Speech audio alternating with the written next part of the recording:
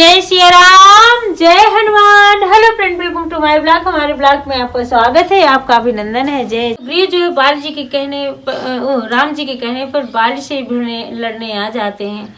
और जब लड़ने आ जाते हैं तो ललकारता है, अरे बाल तू बाहर निकल।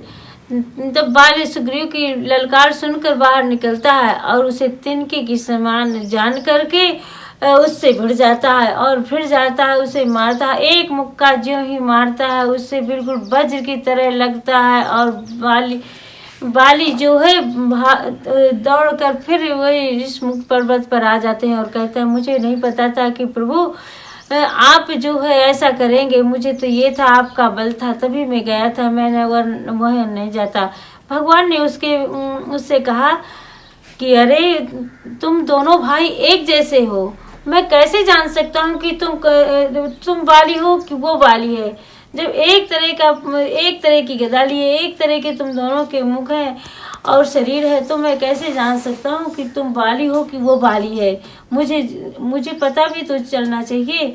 और वो इतना दर्द से कराता है, कुछ कहने को नहीं। तब भगवान अपना हाथ फेरते हैं, हाथ पर लगते ही उसका शरीर एकदम फूल की तरह हो जाता है। और फिर भगवान कहते हैं कि अब तुम जाओ। फिर जाते हैं और उसे पुष्प की माला पहनाते हैं सुग्रीव को। और सुग्रीव को जब पुष्प की माला पहनाते हैं और फिर सुग्रीव ललकारता है, तब तारा कहने लगती है, बाली लड़ने के लिए आता है। तब तारा पैर पकड़ लेती है, कहती है कि अरे प्रभु आप उनसे न भिड़िए, वो तीनों लोकों के स्वामी हैं, आप उनसे नहीं जीत पाएंगे। वो जगत में राक्षसों का विनाश करने के लिए उतार लिए हैं, तीनों लोकों के परमात्मा है वो।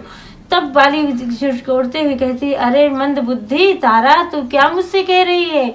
मैं भिड़ने के लिए जाऊं? अरे अगर वो चराचर के स्वामी है तो मेरा उद्धार हो जाएगा, मुझे मुक्ति मिल जाएगी।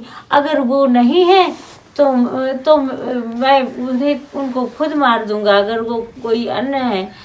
ऐसा कहकर वो चली जाती है, कहती है मेरा सब बन जाएगा, तीनों लोकों में मेरी पताका फहराएगी अगर मैं उनके हाथों मारा जाऊंगा। और ऐसा कहकर सुग्रीव भिड़ने चला जाता है। ज्यों ही सुग्रीव भिड़ने लगते हैं, लड़ने लगते हैं, वैसे ही भगवान अपना बाण चलाते हैं और बाण लगते ही धरती पर गिर जाता है और कहता है, मैं बैरी सुग्रीव प्यारा, कारण कौन ना तुम्हें मारा। ऐसा कर अंसर के लागे, अपनी उठी बैठ देख प्रभु आगे। श्याम गात सिर जटा बनाए, अरुण नयन सर चाप चढ़ाए। बाण के लगते ही बाली व्याकुल होकर पृथ्वी पर गिर पड़ा, किंतु प्रभु श्री रामचंद्र जी को आगे देखकर फिर उठ बैठा। भगवान का यश श्याम शरीर के है, सिर पर जटा बनाए हैं, लाल नेत्र हैं, बाण लिए और धनुष चढ़ाए हैं। पुनि पुनि चित वही चरण चिते दीना, असफल जन्म माना प्रभु चीना। हृदय प्रीति सुख बचन कठोरा, अबोला चित राम की ओरा। बाली ने बार बार भगवान की ओर देखकर चित को उनके चरणों में लगा दिया। वो उसको पहचान कर उसने अपने जन्म सफल माना। उसमें प्रभु को पहचान कर उसने अपना जन्म सफल माना। उसमें हृदय में प्रीति थी पर मुख में कठोर वचन थे। वह श्री रामचंद्र जी की ओर देखकर बोला, धर्म हेतु उतरु गुसाई, हमारो मोहि व्याधि की नाई। मैं बैरी सुग्रीव प्यारा, अकारण कौन नाथ मुहि मारा।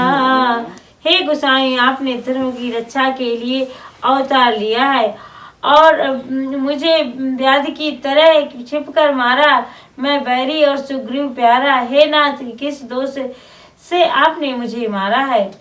अनुज बंधु भगिनी सुत नारी, असुन सठ कन्या समय चारी, आई नहीं तुमको दृष्टि बिलो कई जोई, अताहि बधे कछु पाप न होई। श्री रामचंद्र जी ने कहा, हे मूर्ख सुन, छोटे भाई, स्त्री, बहन, पुत्री की स्त्री और कन्या, ये चारों सामान्य है। इनको जो कोई भी बुरी दृष्टि से देखता है उसे मारने से कोई भी पाप नहीं लगता। मूढ़ तो ही तिसे अभिमाना, अनारि सिखावन कर सिन काना, अमम भुज बल आश्रित ते जानी, हमारा चाहे से दम अभिमानी। हे मूढ़, तुझे अत्यंत अभागी है। तूने अपनी स्त्री की सीख पर भी कान नहीं दिया, ना ध्यान दिया, और सुग्रीव को मेरी भुजाओं के बल का आश्रित जानकर भी, अरे अधम अभिमानी, तूने उसको मारना चाहा। श्री राम जय जय राम। सुनहु राम स्वामी संचलन चतुराई मोर, अब प्रभु आज हूँ मैं पापी, अंत काल गति मोर। लखन सिया रामचंद्र जी की जय। बाज ने कहा, रामचंद्र जी सुनिए स्वामी, आपसे मेरी चतुराई नहीं चल सकती। हे प्रभु, अंत काल में आपकी गति शरण पाकर मैं अब भी पापी ही रहा। सुनत राम में कोमल वाणी, बालिशी से परसो निज पानी, अचल करो तनु राखो प्राणा, बालक कहाँ सुन कृपा निधाना। बाल की अत्यंत कोमल वाणी सुनकर श्री रामचंद्र जी ने उसके सिर को अपने हाथों से स्पर्श किया और कहा, मैं तुम्हारे शरीर को अचल कर दूं, तुम प्राणों को रखो। बाली ने कहा, हे कृपा निधान, सुनिए। जन्म जन्म के जतन कराही, अंत राम कही आवत नाही, जास राम बड़े शंकर काशी, अदित सबहि समगति अविनाशी।